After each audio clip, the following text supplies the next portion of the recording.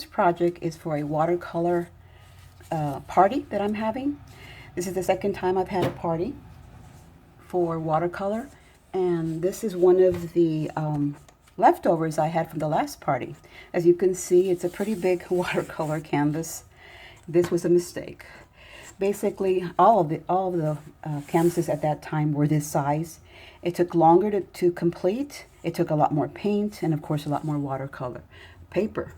So I wouldn't recommend this size anymore. I will use this one for this party since it's already, you know, taped up with painter's tape and on a cardboard. Well, this was a foam board that I used, but I usually use cardboard for the backing. I always have a few blank canvases for the artists in our group, and we do have quite a few. But then I just take paper pictures from a magazine or a book and basically sketch this out quickly for them. I think they'll enjoy some of these pictures. On some of these, I took some little creative license and added a few things, or left out a few things, just so that it would go a little quicker. This one was a little difficult, but I'm sure someone can fix it up.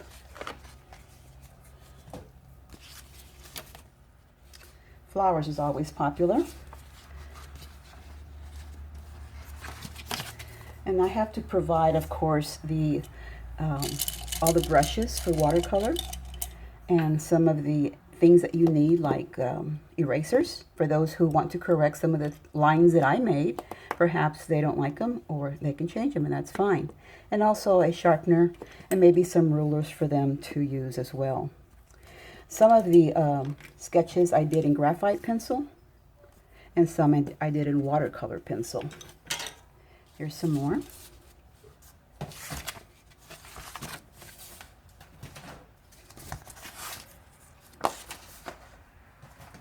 I also have to include some receptacles for some water for them to rinse their brushes, and some clean water. See how smaller these are? A lot easier.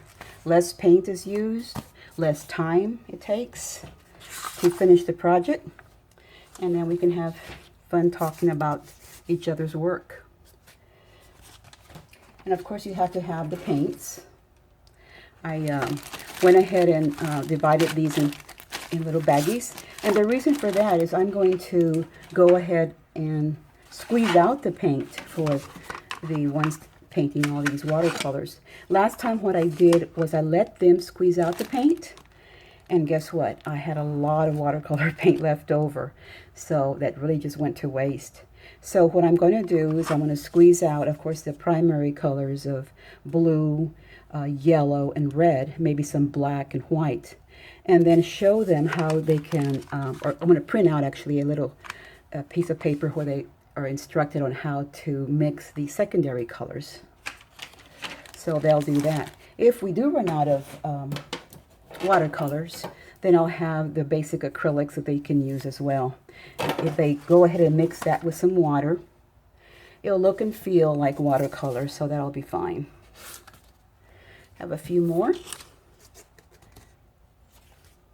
At the last party, I was just so amazed at how beautiful some of the paintings turned out. They were very creative, beyond belief, really. I thought it was excellent. Some of the things that they did were so beautiful. Some folks have never tried to paint, so they really don't know how well they really can do. I hope you enjoy this. I hope you take this idea for a party one day. It's a lot of fun.